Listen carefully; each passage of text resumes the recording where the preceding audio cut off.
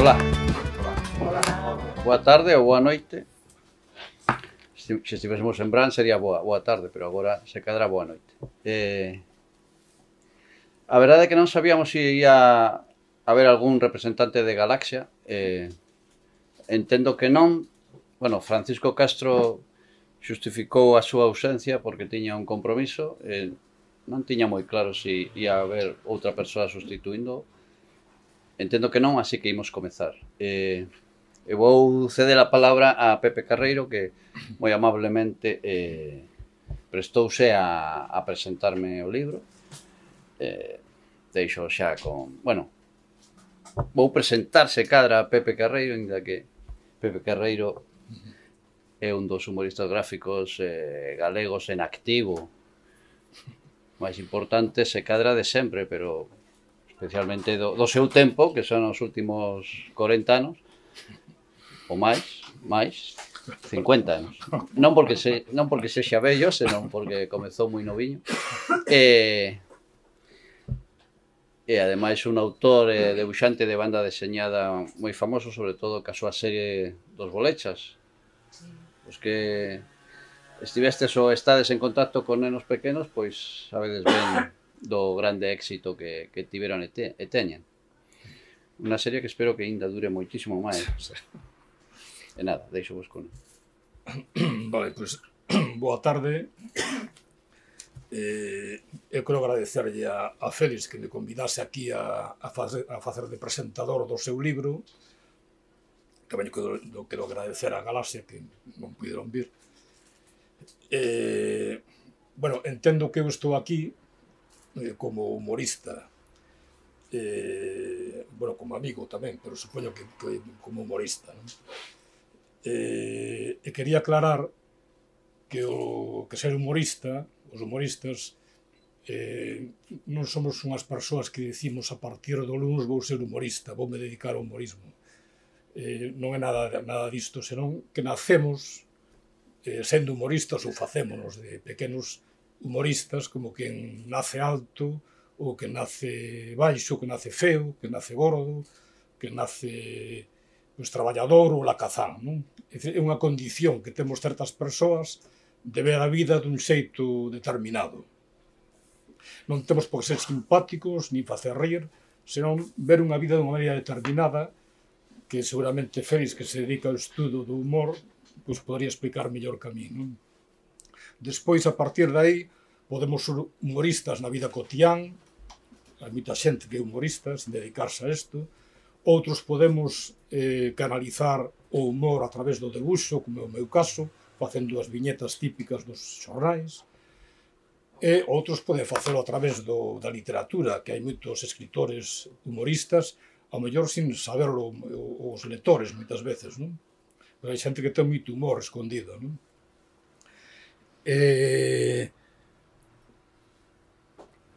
Eu son, polo tanto, un humorista natural, espontáneo e tamén práctico, profesional. O que non son é un pensador do humorismo, do humor.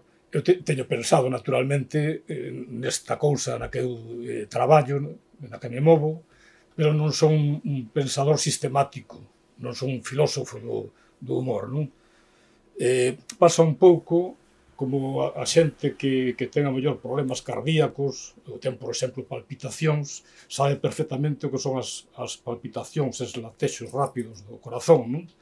Pero, en cambio, non hai cardiólogo. O cardiólogo, ao mellor, sabe ben de onde veñen eses latexos, sabe perfectamente como funciona esta válvula, este órgano, pero, en cambio, ao mellor non ten palpitacións.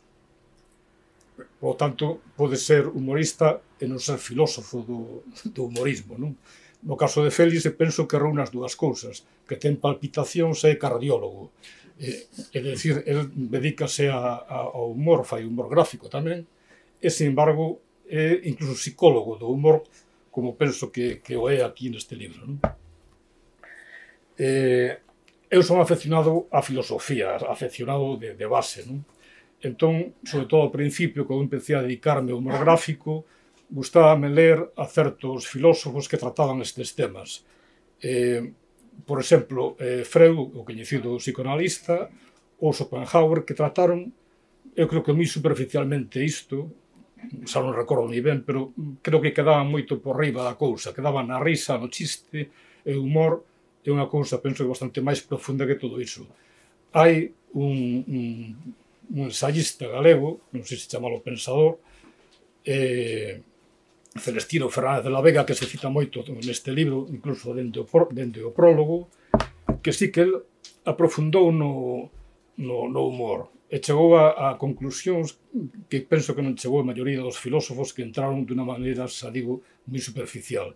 E parece que Félix o corrobora no libro de que non hai grandes estudos do humor, penso. Despois xa non o dirá.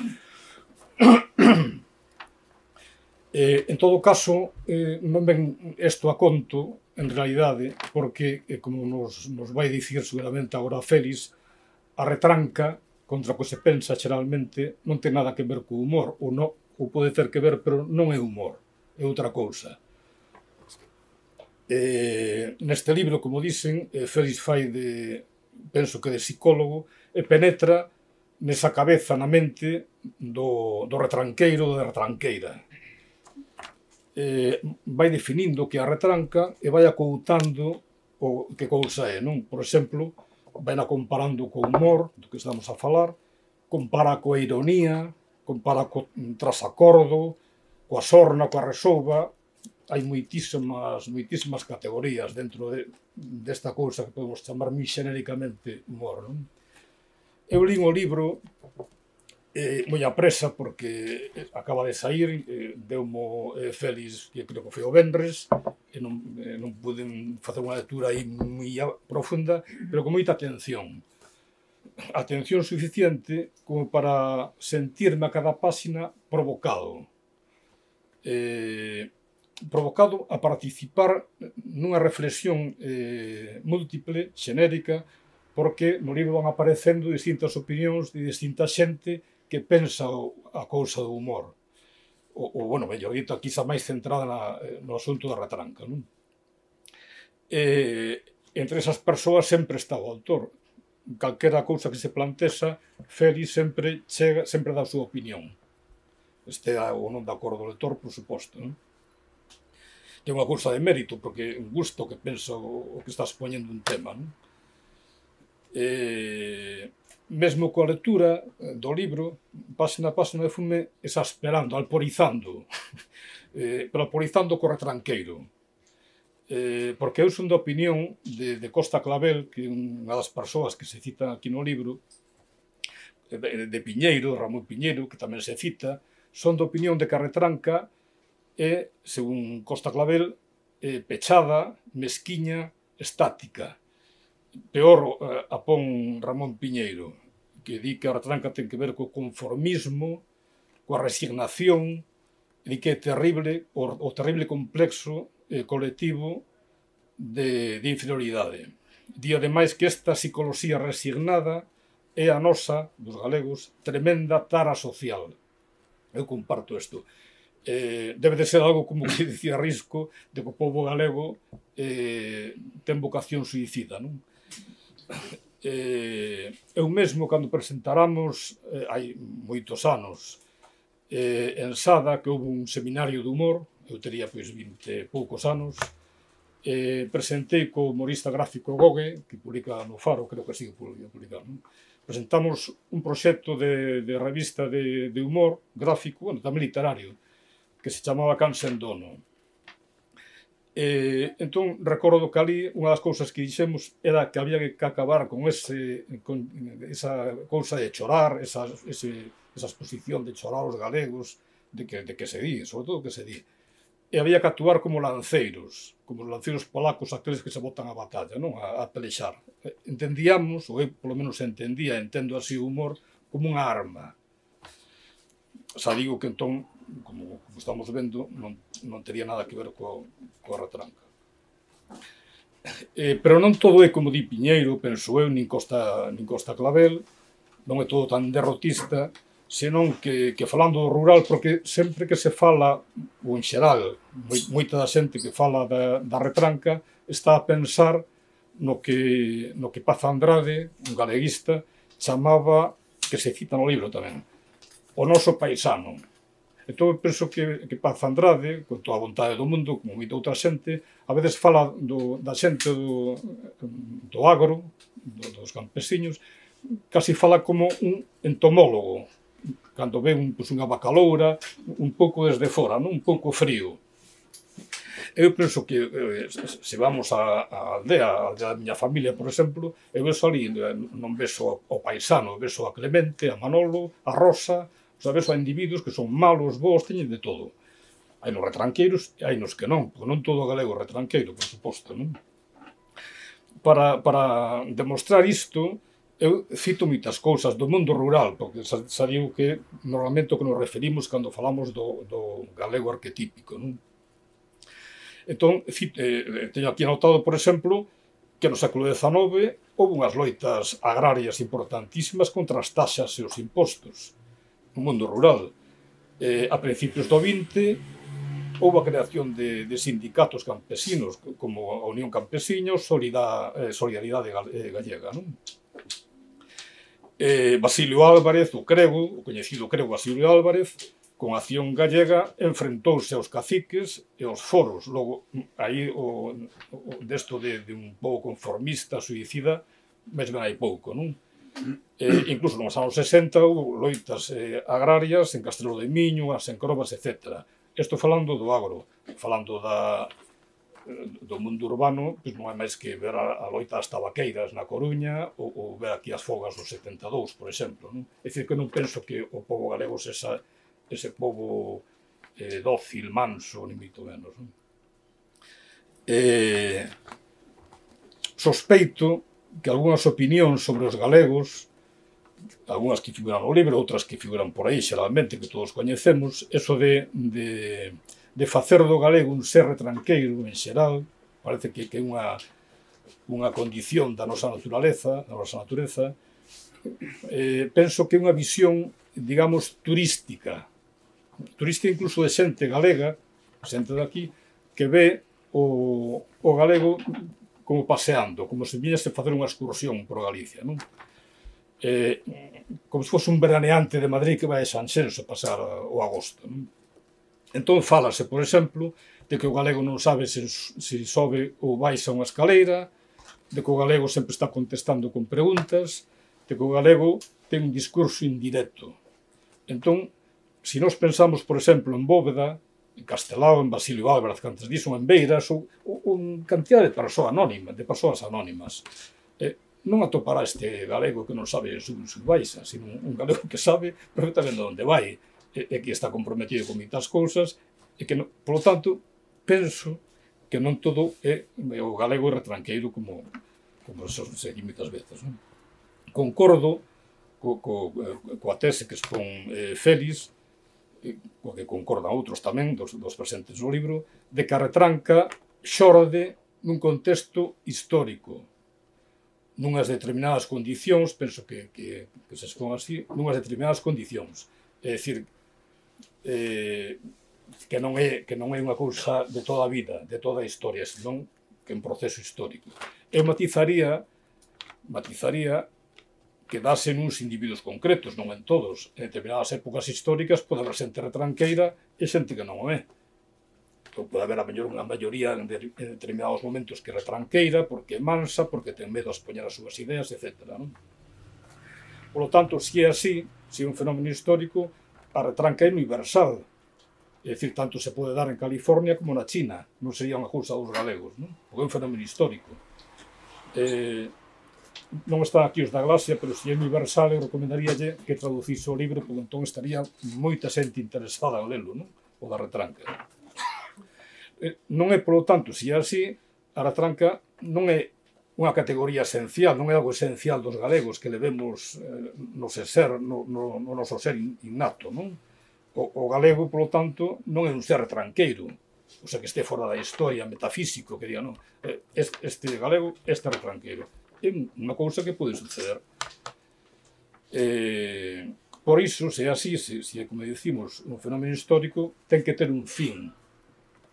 E como di Félix, a retranca morre. E non só morre, senón que probablemente estea morta. o por lo menos eu que entendín xa ao final do libro, non? O humor ten certos, polo menos en moitos lugares, non? Probablemente o urbano ten que ver moito con isto, porque a cidade penetrou no rural, máis que a cidade do cosmopolitismo. Pero tamén é certo que as cidades non son o mesmo que cando era pequeno, por exemplo. Digo, non ten nada que ver. O sea, igual que cambiou o rural, cambiou o urbano. As cidades de hoxe son outra cousa. Sobre todo no Nadal de Caballero, que son unha cousa moi distinta, non? En fin, creo que Félix ten certa nostalgia de que desaparecese a retranca do rural, eso entendín eu. Eu non teño moita nostalgia de que desapareza a retranca, pero eso é unha cousa de cada un, non? E, bueno, xa con isto deixo a Félix que nos expoña o seu libro. Moitas grazas.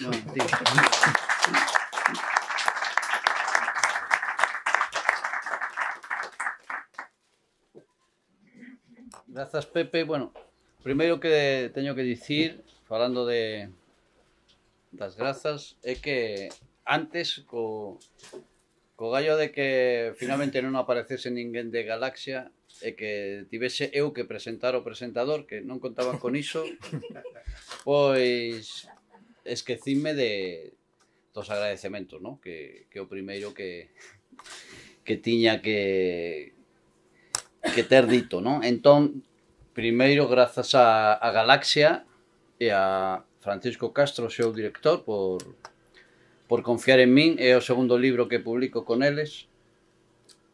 Grazas, por suposto, a Cartabón por acollernos.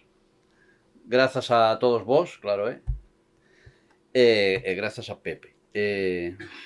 Alégrame especialmente de que estea el aquí por dos motivos. Primeiro, porque dase esta aparente contradición de que, sendo el un humorista gráfico, eu escollerao para presentar este libro en que o primeiro que digo, ou polo menos é o que poño aquí na contraportada, é que a retranca non é humor, non? Como el xa comentou. E é curioso porque estou convencido de que moita xente, mirando as viñetas satíricas de Pepe, diría ou di algo así como: mira que retranca ten, mira que retranqueiro. Curiosamente é unha das cousas polas que escribín este libro e que intento aclarar. Entón, non sei se el ten valor por vir aquí a un acto en que eu rexeito que a retranca sexa humor, ou ao revés, ou teño eu valor de traelo a él para dicirlle na cara isto. Pero de todas maneiras, creo que quedou claro a súa opinión sobre a retranca. En ese sentido hai bastante coherencia, non? E despois, el ten que ver ca xénese do libro, porque realmente recordo que eu escribí un libro en 2012 de entrevistas con humoristas gráficos galegos da xeración de Pepe, un deles el, preguntáballe precisamente pola retranca, e entón nesa entrevista, porque era un libro de entrevistas, entón el contestábame recordando un artigo de Paz Andrade. El pensaba daquela que era sobre a retranca, realmente era sobre a sorna, pero cando fun ler ese artigo, pues empecé a reflexionar, entón sorna e retranca non é o mesmo, e en certo modo esa foi a xénese deste libro. Despois tamén quero dar as grazas a Siro, o caricaturista, que tamén ten moito que ver con este libro, non? Porque el escribiu o prólogo, leu o manuscrito, fíxome observacións, díxome cousas como que reescribise capítulos enteiros. Iso non cheguei a facelo, pero sí que introducín moitas das súas suxestións. Entón, nos acertos que poda haber no libro, a inmensa maioría, pois, débense a él e por suposto, os fallos non, porque repito que el xa me dixo que reescribise cousa, non? Outra cosa importante que me dá escribir este libro, dame certo pudor, non? Porque, claro, estou a falar dun tema que creo que é universal, pero tamén moi galego. Entón, eu son galego, pero de adopción. Levo 30 anos en Galicia e, sobre todo, non teño as raiceiras rurais, porque sempre vivín en cidade, primeiro en Santiago, despois en Vigo. Non teño aldea, vamos. E non teño aldea, nin teño avós, nin bisavós de aldea. Nos que podía ter visto e mamado a retranca, non? Este é unha eiva, evidentemente, a hora de escribir este libro. Por outra banda, eu son un xornalista, investigador en comunicación, pero se cadra este libro, pois tería máis sentido que o escribise un antropólogo, ou un etnólogo, ou un filósofo. Pero bueno, creo que o principal é que fixen un exercicio, creo que rigoroso e honesto de consulta, de todo o que coñecía que se escribiu sobre a retranca, que non é moito, e de reflexión, non? Persoal e a partir do que vi ao meu arredor. En definitiva, a hipótese da que parte o libro é que me parece que hoxe se abusa do termo retranca. Ata punto de que hoxe é unha etiqueta que se pon a todo o humor que se falla en Galicia, o que é feito por galegos, non? Humor galego igual a retranca. Pareceme que non, que iso é un abuso e esa é o punto de partida.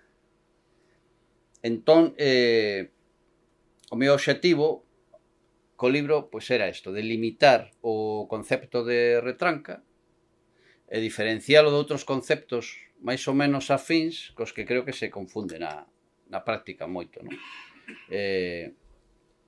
Un deles mesmo a sátira, o sarcasmo, do que creo que Pepe é mestre nas súas viñetas políticas, pero non tanto co sarcasmo como ca ironía, co humor, como digo, e ca sorna, que é un concepto moi, bueno, bastante achegado, pero diferente. De todas maneiras, eu, como vedes, puxen aí un subtítulo que é un intento de clarificación, que creo que é un subtítulo retranqueiro, non? Porque, como vou a explicar agora, penso que a retranca hai que afastala, hai que tirala un pouquiño do saco do humor e da ironía e metelo máis ben no saco da cautela, da prudencia. Eu quixen ser tamén cauteloso e prudente no título do libro. Entón, realmente a tese así máis contundente do libro, o que pasa que, como digo, o digo así con certa cautela, é que a retranca non é humor, nin ironía, nin burla, que son, eso, tres conceptos cos que creo que se confunde adoito, non? É utilizarse como etiqueta de humor galego, pero creo que non é humor, simplemente porque o humor así, sin entrar sin profundar, pues o humor é aquilo que fai rir ou sorrir. Penso que esa non é a finalidade da retranca, máis alá de que moitas veces sí que nos pode facer rir ou sorrir, pero non porque o pretenda realmente, non? A finalidade da retranca é outra, o sea, retranqueiro utiliza para defenderse e para sair dun conflito sen comprometerse. Esa é a verdadeira finalidade. Tampouco é ironía, porque é certo que na retranca hai disimulo, hai certo disimulo, pero bueno, a ironía en sentido estrito non é disimulo, é outra cousa. A ironía en sentido estrito é dar a entender o contrario do que se está a dicir, sobre todo que axuda da entoación, e o retranqueiro non fai iso. Agora veremos por qué. E tampouco é burla. Isto é o que me parece máis importante, porque realmente, como dicía, creo que a retranca é un mecanismo defensivo que nunca chega a atacar, a intentar ofender.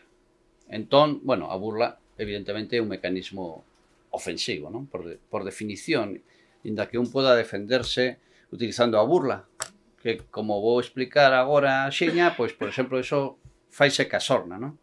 En definitiva, se ides o dicionario, por exemplo, o dicionario de Real Academia Galega, pois define a retranca como creo que é a idea que ten a xente maiormente, que é falar con segundas intencións, por iso de falar con ironía, con segundas intencións. Pero claro, iso pareceme que é unha definición que non direi que sexa mala, pero que é insuficiente, que é é ambigua, é insuficiente, porque falar con segundas intencións, eso pasa en moitas comicidades, pasa moitas ironías na sorna. Entón, hai que buscar outra definición máis precisa, e entón eu diría que non é unha definición miña, que é unha definición que está tamén nos dicionarios, o que pasa que normalmente está máis agochada, ou só en algúns, que retranca esa velencia para dicir o que un quere e non o que os outros esperan que diga, e ademais facelo sen que pareza mal. Entón, que é o importante aí na retranca?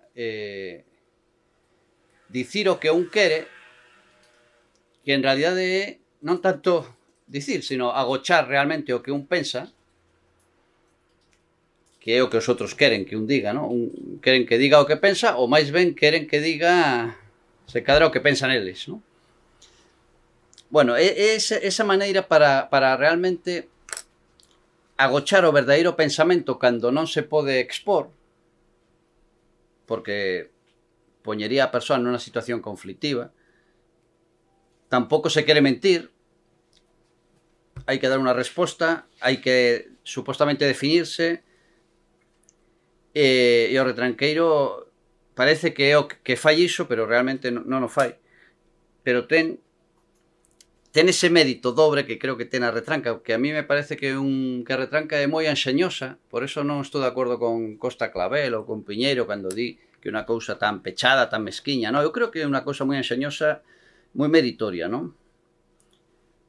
E ímolo ver agora, por exemplo, xa cun exemplo rapidamente. Un exemplo, por outra banda, clásico, de Castelao. O taberneiro que lle pregunta ao seu cliente: que che parece o meu viño? E o cliente responde: por onde vai molla e como refrescar, refresca. Como vedes, penso que o retranqueiro non pretende facer un chiste, nin facer rir a ninguén. Tampouco hai ironía, tampouco hai burla, non se está burlando do taberneiro para nada. Está dicindo, a ver, que me parece o seu viño? Probablemente malo, probablemente lle parece malo. Pero quere evitar o conflicto de dicirlle que lle parece malo. Non quere ofendelo. Por outra banda, non quere mentir, porque entraría en conflicto consigo mesmo. Entón, di unha cousa que é unha evasiva, evidentemente, é unha evasiva, pero que ten o mérito de que non parece evasiva. Parece que está dicindo algo de fundamento, parece que realmente pode ser o seu pensamento sobre o viño, e ainda por riba, sen que pareza mal, porque esa resposta non lle pode parecer mal o taberneiro. De feito, eu creo que pode deixalo relativamente satisfeito. Non lle dixo que lle parecía bo, pero se fose o taberneiro, quedaría medio contento. Hai outro exemplo moi bonito tamén de Castelao, dous mozos, ela dille a el: se fose rica, quereríasme máis. E el di: non tiña por que quererte menos. Probablemente, se fose rica, sí que a querería máis. Pero non quere, claro, non quere ofendela, non quere entrar en conflito con ela dicindo eso, tampouco quere mentila, para non entrar en conflito consigo mesmo, e di iso que está moi ben dito, que é unha evasiva, pero non o parece, e que non lle pode parecer mal a ela, todo o contrario.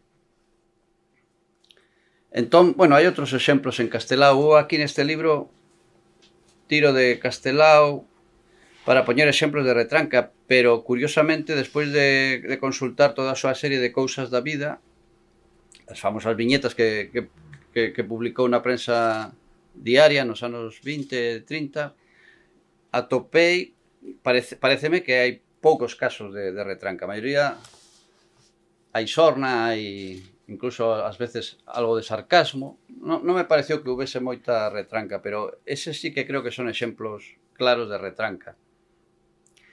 O ten outro de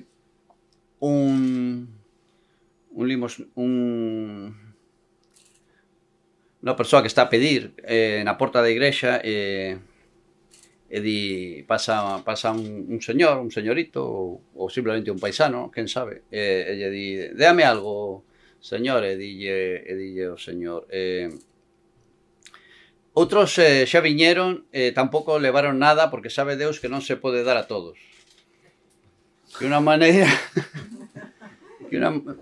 Porque claro, a retranca utiliza... É unha evasiva, pero que normalmente utiliza a reviravolta, non?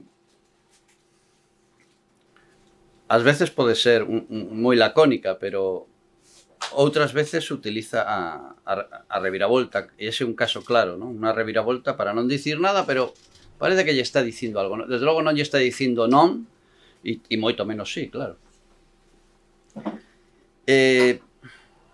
Entón, eu creo que, en definitiva,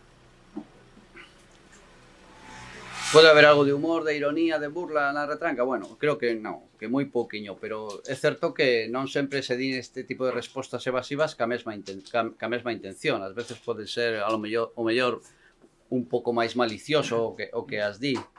Pero eu creo que hai que tirar a retranca dese saco e metelo máis ben no da cautela e a reserva e a autodefensa. Como digo, é unha defensa que permite non comprometerse e sair dun conflito. Isto é, en definitiva, é a conclusión que vexo. Entón, eu diría en cinco elementos como resumo do que me parece a retranca, 5 características, non?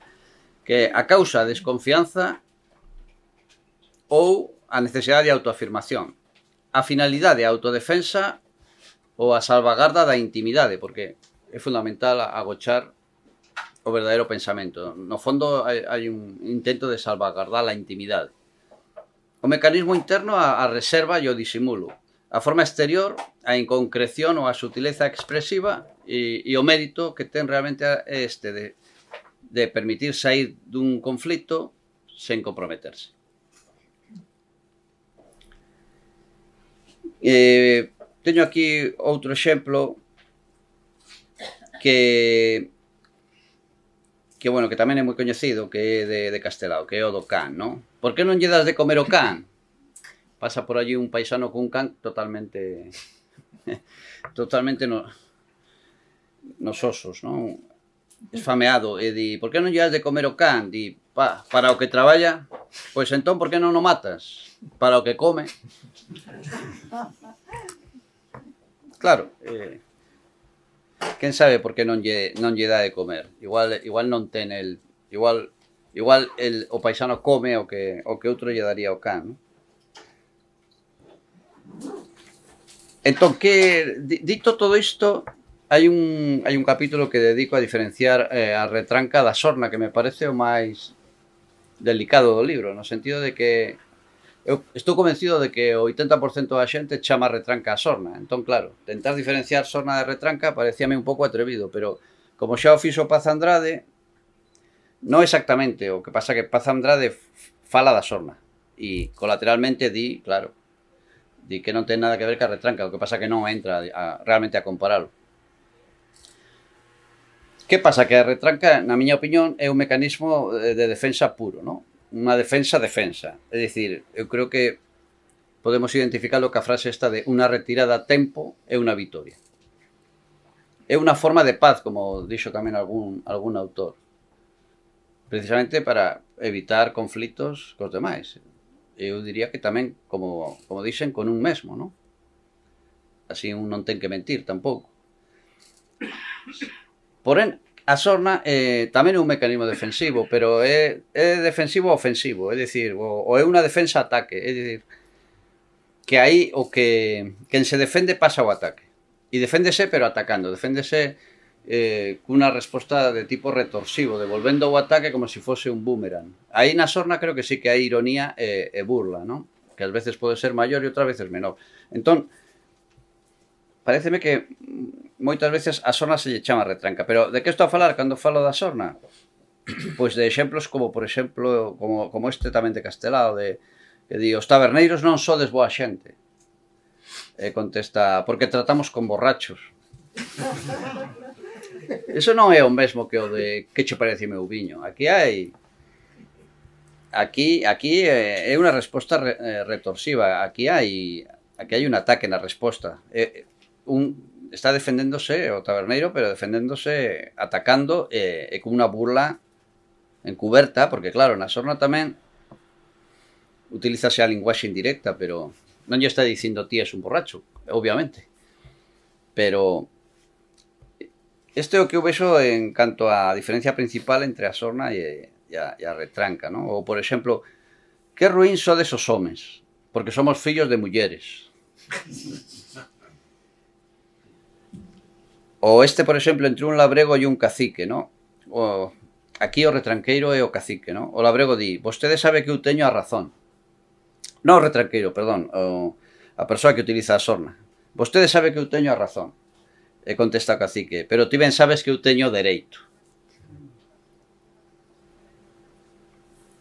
O este que tamén é moi bonito, tamén de Castelao, se os nosos deputados fosen cataláns, sacaban o ferrocarril.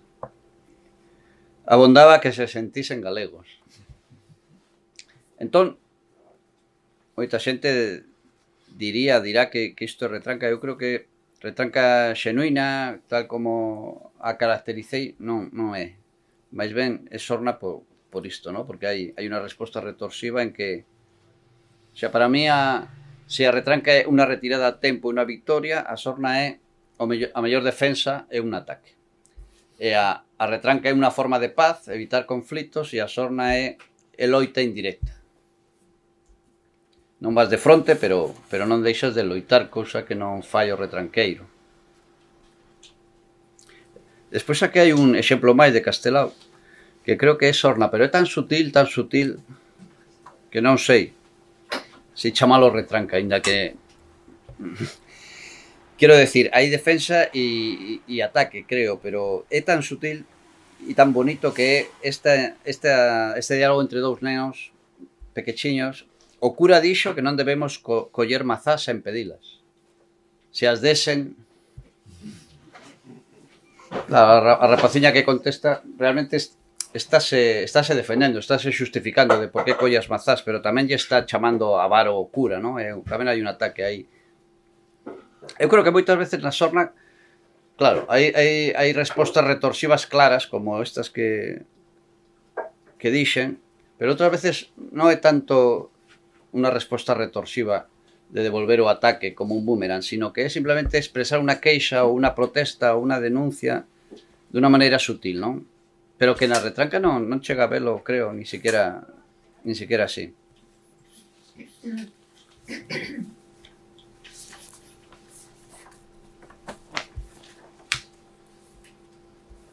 Entón, teño aquí un exemplo que non sei se aclara ou non, ou ao revés, ou enlea a cousa, non? Que creo que pode, para diferenciar sorna de retranca, e é un diálogo de Davila, o humorista gráfico de Faro, que no inicio parece ser o tema este de que che parece o meu viño, non? Por eso quero comparalo.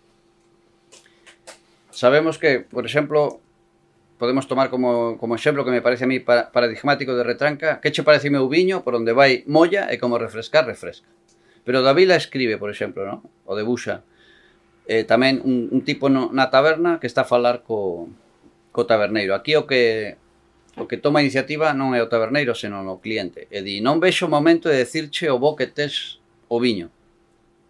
E di o taberneiro todo cheo, dimo agora. E di o tipo, o paisano, é que non o vexo. Entón creo que non é o mesmo que no exemplo de Castelao, non? Aquí hai unha crítica ao viño, claro, encuberta, pero está claro que está. Mentres que o paisano que di por onde vai molla e como refrescar, refresca, bueno, pues probablemente pense que o viño é malo, pero non o di nin siquiera de maneira indirecta. Podemos pensalo, podemos adiviñalo, pero en definitiva, por concluir este tema da retranca e a sorna, creo que na retranca o importante é o que se agocha e como se fai para agochalo sen que pareza que estás agochando realmente a túa verdadeira opinión e pareza que estás dicindo algo de fundamento, esa evasiva que non parece unha evasiva, E na sorna importante non é o que se agocha, é como agochalo, sino o que se di, é como dicilo, pero dunha maneira indirecta, pois como se ve, pois eso, ¿no? Por exemplo, bueno, calquera dos exemplos, ¿no? Que os taberneiros non sodes boa xente porque tratamos con borrachos. Estamos dicindo que o noso interlocutor, bueno, é un borracho, pero estamos dicindo de maneira indirecta. Félix, perdóname. Sí, vou rematar. Es que hay uno que no has dicho y que a mí me llamó mucho la atención, ¿lo puedo leer? Claro. Y dice, ti a mí no me sabes porco, ¿eh? Y entonces él le contesta, perdóname, hombre, porque de porco aproveitase todo, que de ti no se aproveita nada.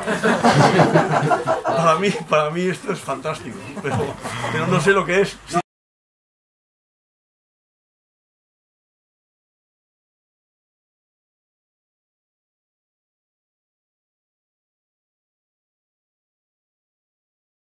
No es del libro, evidentemente, no es mío, ¿eh? Outro día falando cun amigo contábame un exemplo tamén de retranca que me gustou moito e que además creo que se pode relacionar con outro que eu puxe no libro, ¿no? O que eu puxe no libro é que é un exemplo que conta tirado dun artigo dun xornalista profesor, que é un exemplo real, dunha persoa que chega a unha aldea e pregunta a unha muller hai misa na igrexa a tal hora? E a muller contesta ata onte houbo.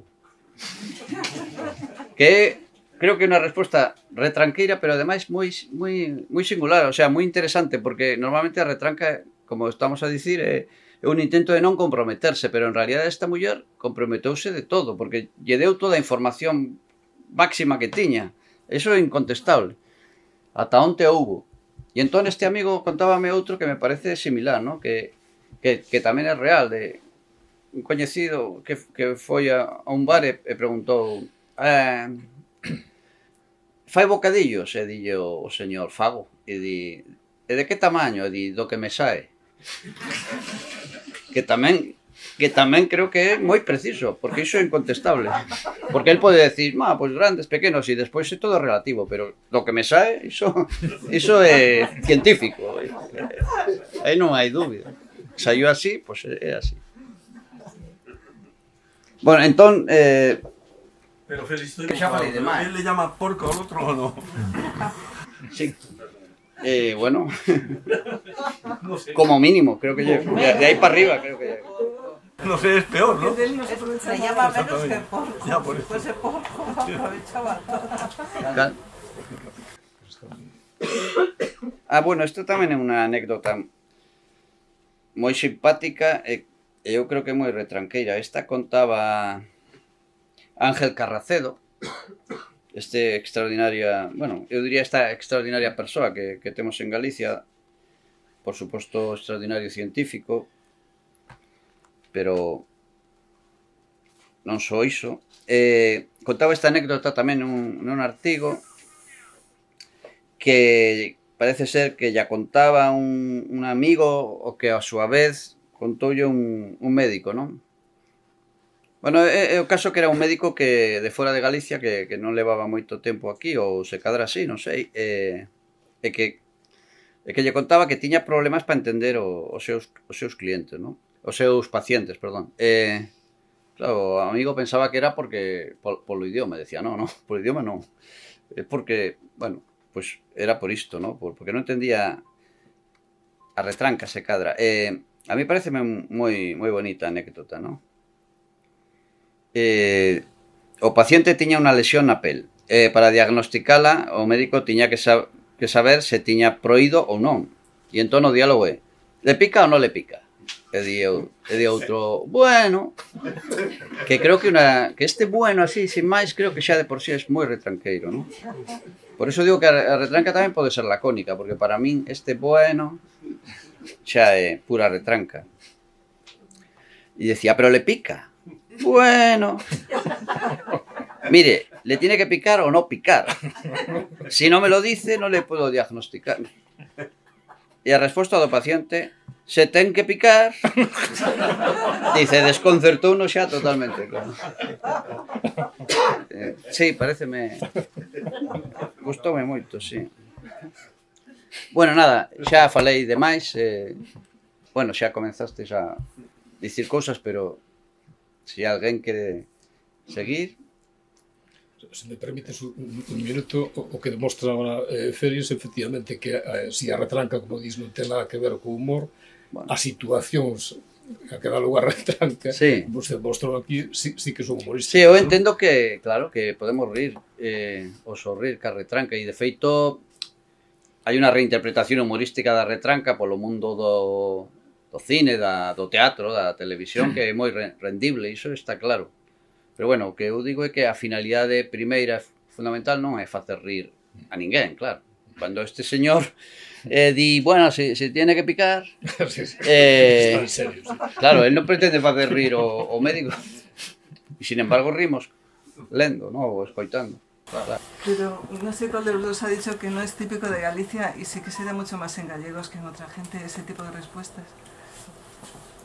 No, seguro que sí. Eu non digo que... No, eu que digo que teño un capítulo no libro que se titula algo así como si a retranca é exclusiva de Galicia e bueno,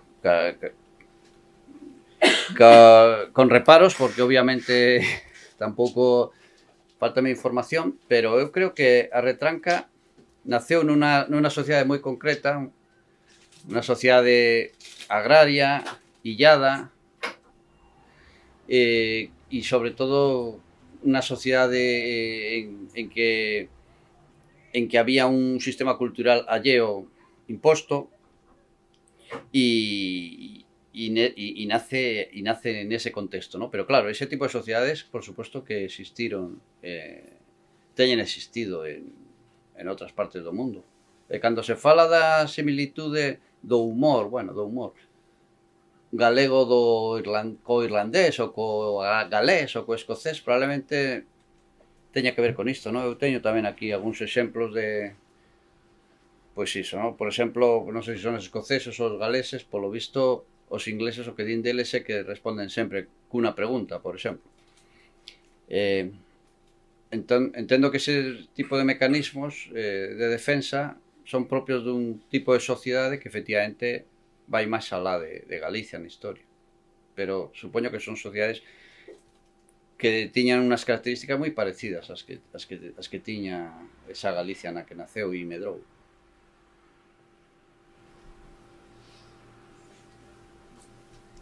Se estivese aquí o moderador, digamos, a maiores de nós, diría, alguna outra pregunta? Digo eu.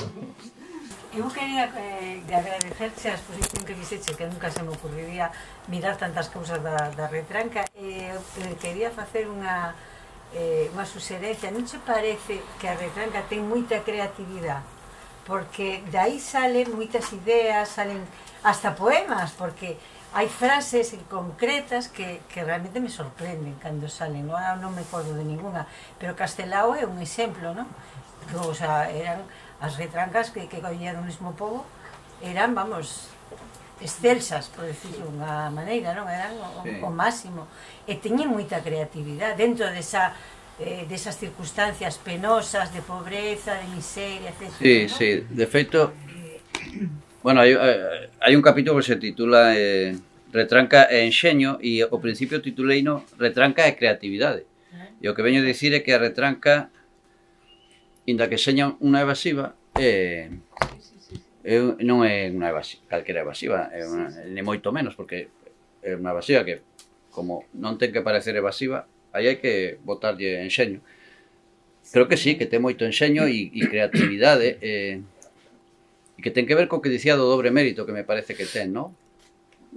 Por unha parte de dicir unha resposta evasiva, pero que non o pareza, que eso xa precisa de enxeño e de creatividade, e ademais que non pareza mal o interlocutor, que evite ese conflito, non? Que tamén para eso hai que ter moito enxeño e ser creativo. Sí, por iso non creo que a retranca sexa pechada ni mesquiña, como dicía Costa Clavel. No refreneiro galego cando falabas do viño, non? Lembrame algún refrán en galego. Viches algún refrán, eso, tira da retranca? Sí, sí. Menciono aquí algúns.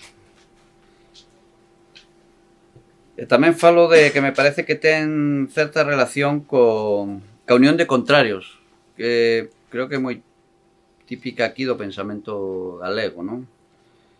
E tamén hai algúns exemplos. Pero vamos, desgraciadamente non son experto en fraseoloxía, que é unha cousa moi bonita por outra banda. De feito, agora mesmo tería que lelos. Non... Pero claro, home, claro que sí. É que refráns, cantigas, coplas aí, é que, claro, están cheos. Creo que están cheos de retranca uns, de outros de sorna, outros son pura sátira. Eu creo que hai, que tamén o comento no libro, que ás veces é difícil tamén precisar se é retranca ou é outra cousa, máis alá de que igual tamén eu estou xa obsesionado e pretendo ás veces delimitar máis da conta, non? Pero que o Carrabouxo, o Xosé Lois González, o tamén humorista gráfico, fala de 5 modalidades no humor galego, di el. Eu creo que algunhas non son humor propiamente, non? Fala da retrónica, que segundo ele é o chiste polo chiste, e despois do trasacordo, da retranca, da sorna e da rexouga. Entón, sí que é certo que ás veces nas modalidades lindeiras, e por exemplo a retranca e a sorna podían chegar a ser lindeiras, pois ás veces non queda moi claro. Por exemplo, estou pensando nun exemplo bonito que escoitei na televisión galega, nunha reportaxe hai anos, que facían, creo que era sobre a vaca cachena. Preguntabanlle a... Unha xornalista preguntaballe a un vello aí, un campesiño, aí na montaña de Lugo, creo que era. Preguntaballe, cómese moita carne aquí? E contestaba o señor, mais se comería se a desen gratis.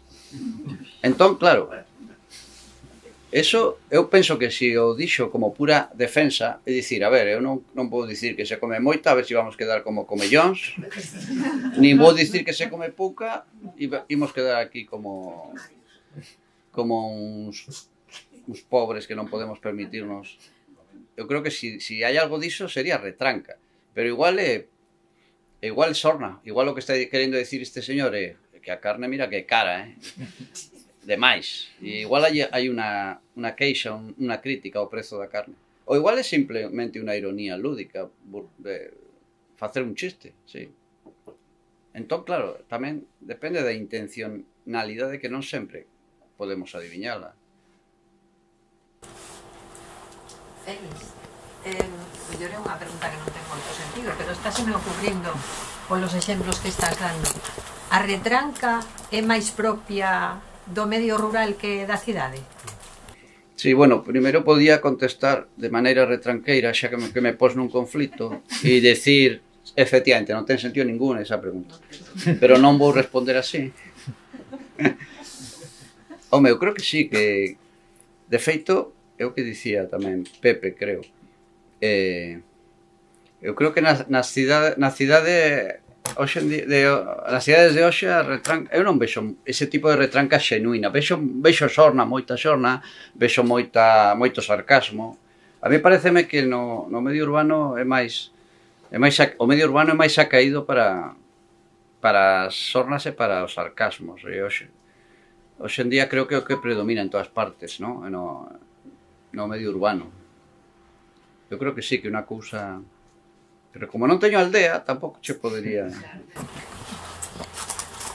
día, facendo unha excursión pola comarca de Santiago, parecía que ia chover, entón estaba un pastor por aí e preguntamos, mire, vai chover? E a contestación do pastor foi, eso nin Deus o sabe. Non sei se é retranqueiro. Sí. Pois non sei se... Sí, eu me lembro agora dunha viñeta de Castelao e a pregunta é si en vez dun agradecemento habría unha resposta con sonra, que vai o labrego a xunto do cacique e lle leva un xamón e o cacique lle dice e logo o porco era coxo. Claro. Como eu creo que eso é sorna, non? O cacique. Estou a acordar de outra de Castelao que están uns paisanos ante un cacique e di o cacique, dilles honrome moito ca vosa presenza ou algo así, e contestan os honrados somos nós. É a resposta dos... Sí.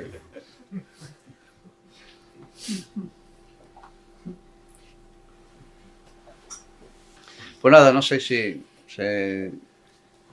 non hai máis comentarios, damos por rematado o acto e se alguén quere que lle firme o libro, pois teño unha boa nova e é que afortunadamente estou alfabetizado e podo. Eu pensei que vas a decir que tes bolígrafo. A maiores teño.